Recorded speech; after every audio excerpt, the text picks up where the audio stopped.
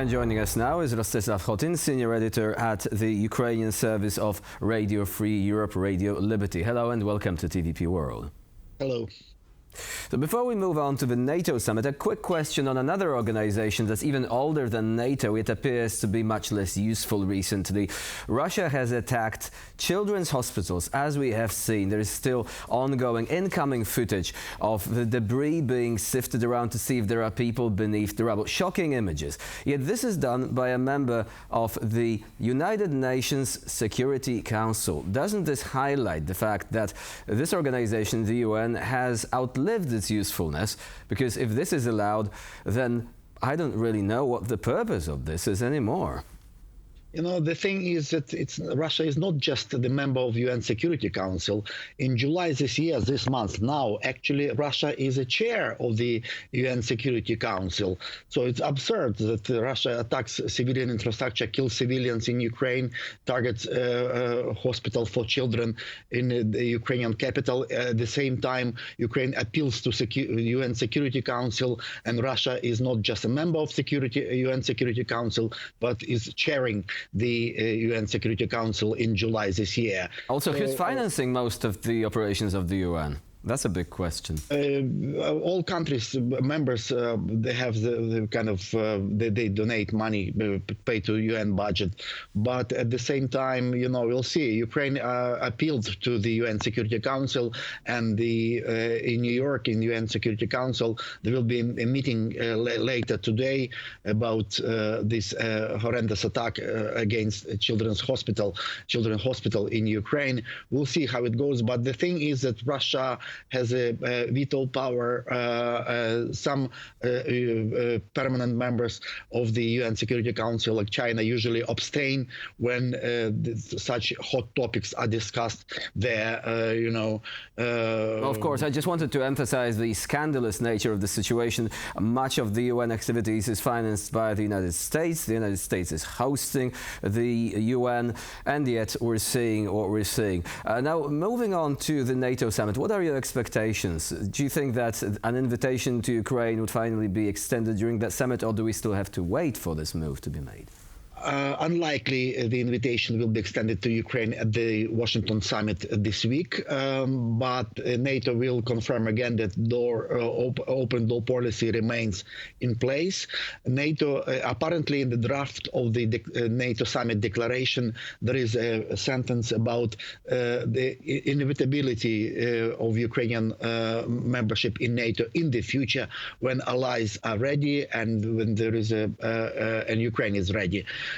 So Ukraine won't get invitation, and unlike in during previous summit in July last year in Vilnius in Lithuania, when Ukrainian expectations were very high, now Ukrainian leader Volodymyr Zelenskyy and the Ukrainian delegation understand well that there will be no invitation now. But nevertheless, Ukraine will get this kind of phrasing about the inevitability of Ukrainian future membership in NATO, and of course NATO will provide financial and military support for Ukraine. NATO will concentrate under its umbrella this Ramstein process of arms deliveries to Ukraine. NATO will allocate around $40 billion of military aid to Ukraine annually for the next 5 years, probably. That's also important thing for Ukraine.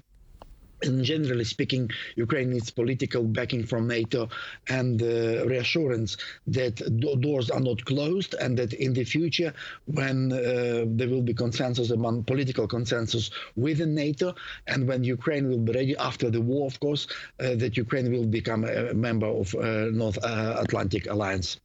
Now, before we move on with the NATO summit and we'll discuss it further, I would want to go back to what you just said previously, the fact that Russia has a veto within the UN. And I fail to understand why the international community is allowing this. Why do you think is that? The thing is that NATO is the reformation, the process of reforming UN is long overdue, and it should have been done much earlier. And now there is no even active talk about reforming NATO. First of all, there were discussions about how come that UN security member of United Nations attack another sovereign country, occupies this territory, annexes territory, and at the same time Russia as a nuclear power has a status of permanent member of the UN Security Council. That's absurd. It should be done something like that. Either veto powers are removed, or there should be a process of removing from UN Security Council of such a member of the UN. Secondly, probably there is a talk about expanding. The world went further over the last several decades, and such countries as Germany, Japan, India, Brazil should be in the UN Security Council, not just this factor of possessing of nuclear arms, nuclear weapons should be decisive criteria for UN Security Council, permanent Security Council members. The pool of countries should be expanded, reflecting their political, diplomatic, economical weight in the modern world. And secondly, UN should, now it's a talking point. It's like a talking shop. Like they discuss, they maybe pass some resolution, but there are no outcomes, the legal outcomes out of these discussions at the UN. So there should be some kind of process of enforcing the decisions of the UN on some countries. Now there is no such process. So now, coming back to the ongoing situation, we've recently seen President Volodymyr Zelenskyy visiting Warsaw, and an agreement was signed between Poland and Ukraine. There is going to be further coordination on defense issues. One important point there, which although not yet conclusive, actually generates a lot of interest, is the involvement, the possible future involvement of NATO countries, and Poland in particular, in stopping Russian attacks against Ukraine if the missiles are approaching dangerously close to the Polish border. Now, the agreement that was signed so far indicates there is still going to be consultations with other NATO members, which implies that Poland obviously cannot go it alone. But do you think this may finally happen? After all, we're talking about eliminating projectiles or unmanned aerial vehicles as opposed to, say, aircraft or anything like this. So could Russia actually say, you as NATO countries interfering with us attacking civilian targets mostly is some sort of escalation? Do you think that we're going to move past this escalation obsession and perhaps help Ukraine in a more meaningful way? This provision about possible interception of missiles and drones which are approaching Polish territory when they are targeting Western Ukraine, close to the Ukrainian-Polish border, that these missiles and drones could be intercepted by Polish air defense systems or air jets, which usually are in the air when Russia attacks Ukraine. Now Poland, Polish combat air fleet is also in the air, patrolling Polish airspace.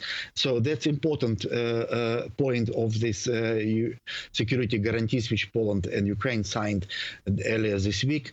And it's important because Russia, not a single Ukrainian region was spared of Russian missiles and drone attacks during this full-scale war, which lasts already for more than 2 years. Even Western Ukrainian regions bordering Poland, like Rivne region, or Volyn, Lutsk, or Ternopil, Lviv region, even Transcarpathia over the Carpathian Mountains, all of them at some point were hit by Russian missiles or drones. So it's important that now Poland could help Ukraine to intercept these missiles and drones which are approaching or flying very close to Polish airspace. That's one thing. Another important thing in this security package which Ukraine and Poland signed, I would mention the possible transfer to Ukraine of one escadron of MiG-29 fighter jets. At least 14 jets will be transferred to Ukraine, while Poland is modernizing its air fleet and is gonna get F-35, the newest, the most powerful airplanes. So it's also important. And also one thing worth mentioning is also that Poland will help to form Ukrainian Legion on its territory, which will consist of Ukrainians who are working or living in Poland and other Eastern and Central European countries, and will train this Ukrainian Legion on its territory, and which will be later relocated to combat zone in Ukraine to fight for Ukraine to repel Russian aggression. So this agreement clearly shows promise. The question, of course, remains what the other allies within NATO are going to say. For the time being, they have not even allowed Ukraine to strike Russian airfields located deep within Russian territory from which these attacks are being launched. So between this and the hope that NATO countries will be able to intercept missiles, there may still be a winding path to achieving this particular objective. Rostyslav Khotin was our guest today here on TVP World. Thank you very much for joining us and sharing your insight. Thank you.